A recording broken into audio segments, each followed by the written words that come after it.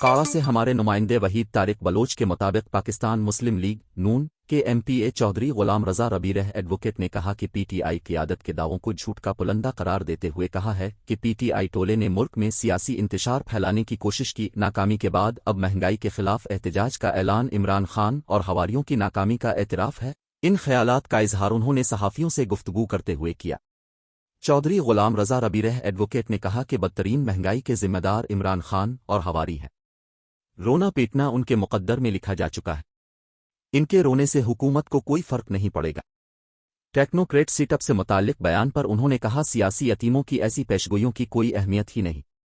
मुल्क को इदारों की मदद से मुंतखब हुकूमत ही चलाएगी।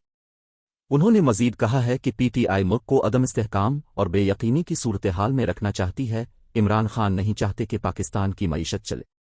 पीटीआई इस्तीफों और असेंबलियां तहलील करने के खेल में मसरूफ़ है। इमरान खान की पूरी ख्वाहिश है कि मुल्क में श्रीलंका जैसी सूरत हाल जन्म ले, लेकिन वफाकी हुकूमत वज़ीर आज़म मियां शहबाज शरीफ की क़यादत में मुल्क को बहरानों से निकालेगी।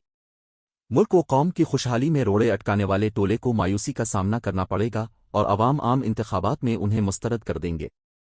अब तक के लिए इतना ही। मज़ीद ख़बरों के लिए हमारे साथ रहें, देखते रहें कायनात HD चैनल।